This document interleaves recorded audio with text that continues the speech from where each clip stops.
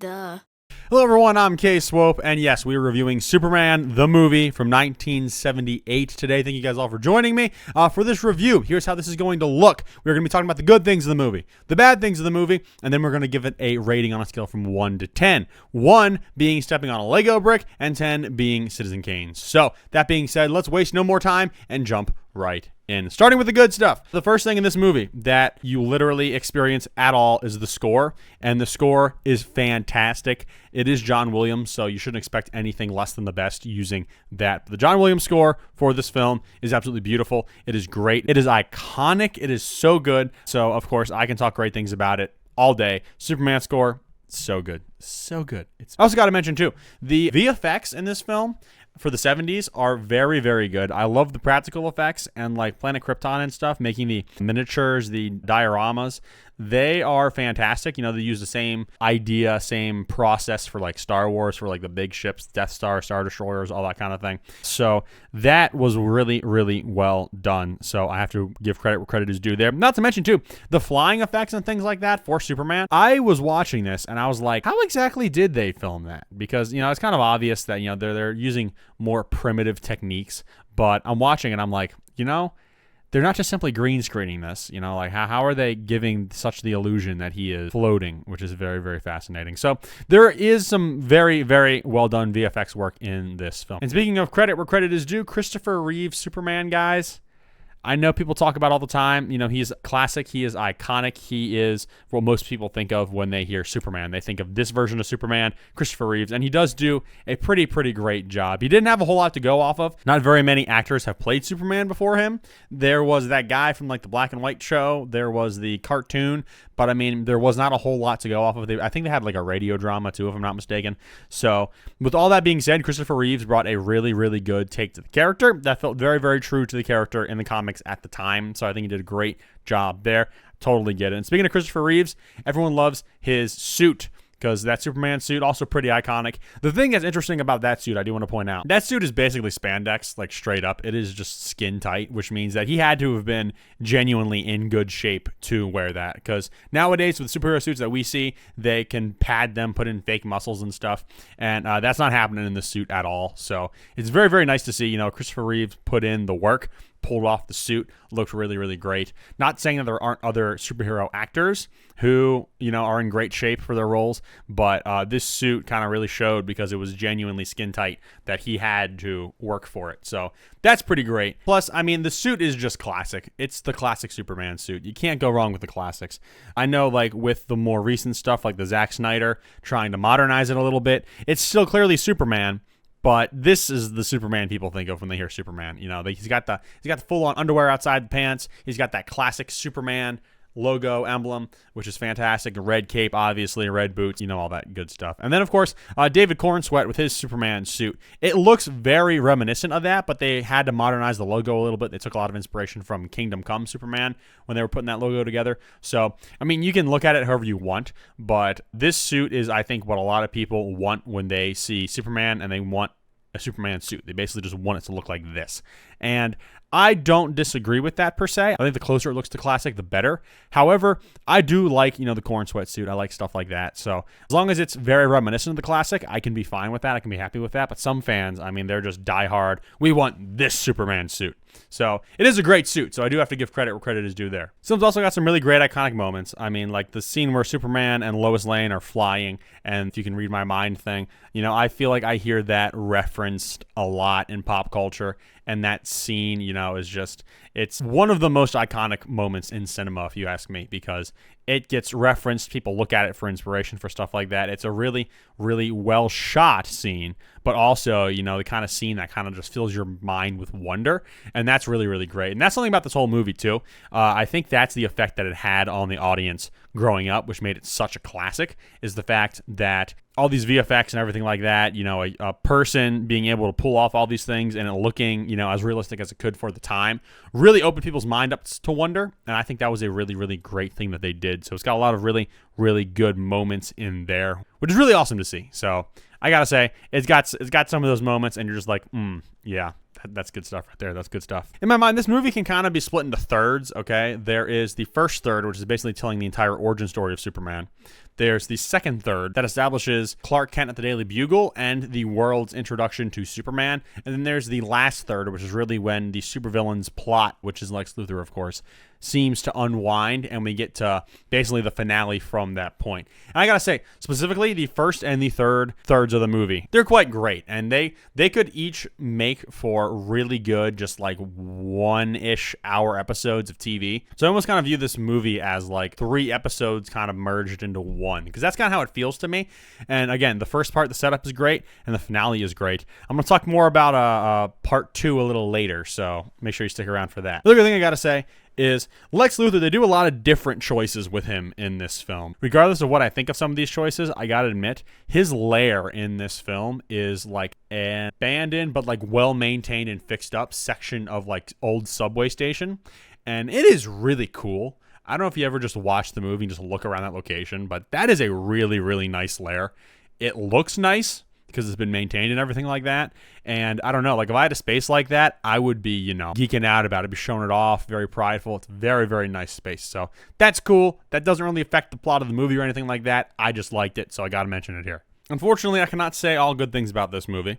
So let's go ahead and move into the bad section. And I got to start with this. I feel like after the first third, going into the second third, you really lose the plot of this film. It goes from Clark and the Fortress of Solitude, discovering all that stuff, to him being Superman. And then after that, it's just like, okay, hard cut, we're telling a completely different story now. And so it loses the plot for me because I feel like the first third of the movie is building up to him becoming Superman. And I think that is a very well-told story. And I think they do a pretty good job there. However, once that happens and, he dons the Superman suit and we see him fly, off toward the camera, at that point, it's like the next third is like, okay, we're going to tell a whole new story now. So we're just going to hard cut, that stuff happened, yeah. But now we're going to, tell. And that's where the film begins to lose me because I was invested in that first third. It was a little slow, but I was invested in that first third. And then they make a really hard pivot when we start seeing, the Daily Bugle, Clark Kent showing up, all that stuff. So I don't know. I have really, really mixed feelings on that. I don't like it. I think it's just not good storytelling. This next one's a big one. This is really terrible. This movie has how should I word this? A minor in the nude, we'll put it like that, and full display. And I'm like, whoa, okay. I don't need to see that. I see enough on the Nirvana Nevermind album cover. I don't know. Just stop. That's terrible. Yeah, I hate that. P. Diddy Files probably love this movie because of that reason, and it's disgusting. It really makes me it's gross, really, and it really knocks my enjoyment of this film down quite a few pegs. And it can be completely avoided if you just crop the photo in, But like, why do they got the kid's like a toddler? And they're showing, full frontal. And I'm like, no, I never wanted to see that. I never want to see that. I don't want anyone to see that. Except for maybe the kid's parents when he has to get his diaper changed if, he still needs to do that. But, that's terrible. I almost said that didn't age well, but that was not a good idea back then, let alone now. And in a Superman movie. Why? Anyways, I gotta keep moving on. Long before that scene happened, the opening credits, they were cool and they were visualized really, really good. However, they take a long time, and I got bored very, very quick when the opening credits were starting. Which also leads to another thing. The pacing of this movie is not great. It's really slow. And for, a superhero action movie, you don't want that. You don't want that at all. Trust me. So much too slow for my taste. And I mean, the movie's already 2.5 hours. And so, there's a lot of things they could have done. I think there's a lot of stuff they could have cut from this movie that would have helped it out a lot. Now, I know there's a lot more because there's an extended version of this movie. There's a lot more that I could see of this movie. I think is about closer to 3 hours. I know this movie also has a really, really rich and deep history in terms of, Richard Donner and things like that. I, however, do not know all of those details, and I'm not going to act as if I want to know them right now. But I can at least tell you this.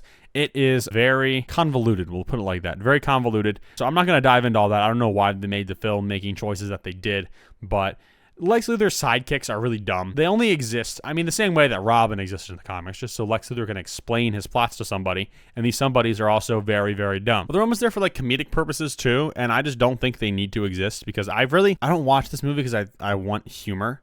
I mean, there's a few things that would be humorous. Like Lois Lane, she makes some lines that's humorous. Perry White makes some humorous lines. That's all fine and dandy. But, I don't watch this movie for the humor, and they don't need to add that. Those characters, I mean, they make some jokes, some quippy remarks. That's fine. That's very much in their characters. That feels natural for them. But these dumb, made up for the movie characters, I just don't care about them. I don't want them to exist, to be quite honest. They do more to annoy me than anything. Although, the lady whose name I forget, even though Lex Luthor always shouts at the top of his lungs, she is very important to the plot. So maybe if they kept her around and then ditched Otis, yeah, that would be ideal. And I've talked about this in the last 2 Superman movie reviews I did, which you have not seen. Go check those out. They're for Man of Steel and Batman vs. Superman. But I always bring this up for some reason. I don't know what it is with Superman movies that I feel like I need to keep bringing this up, but South Park creators, Trey Parker, Matt Stone, they have a rule where you don't say "and then" when you're writing story scenes, okay? It's got to be "but then," however, this and that, because you have to get all your scenes to link together. And okay, because this just happened, now this happens. Instead, you have "and then." So it's like saying this happened, and then this happened. And I feel like this movie is the worst offender of that I have acknowledged so far, which is not great. Because there are some scenes that just kind of stop very abruptly and they just cut to something completely unrelated, completely different. And I just think it's kind of sloppy, to be quite honest. I think it's kind of sloppy and it doesn't quite fit things together quite neatly. And I don't think that's great. Now, don't get me wrong. When you have multiple plots going on, you have to switch between them, except they don't really make it clear what plot you're following after do some of these hard cuts.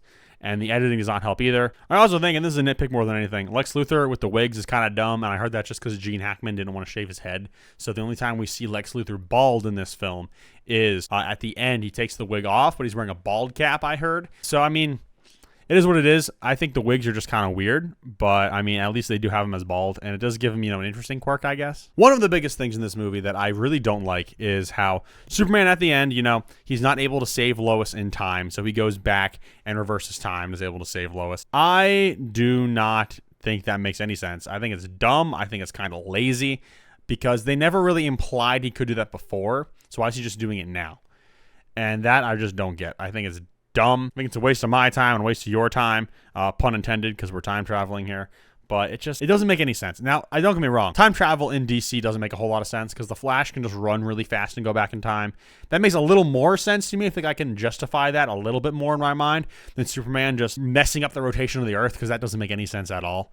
So, I don't know. It's a dumb ending. I really, really don't like that. But overall, ladies and gentlemen, now that we're in the conclusion, here's what I gotta say, okay? Now, I know this is a very, very fan favorite film. A lot of people like it. I have been pretty harsh on it, I know. But I'll tell you why, and I'm going to justify my rating for it before I give it. Because I feel like this film, when it came out back in 1978, it accomplished some really amazing things in film that we did not see up to that point. And I give it a lot of credit for that. I think that this film was very groundbreaking in a lot of ways. However, it is not 1978 anymore.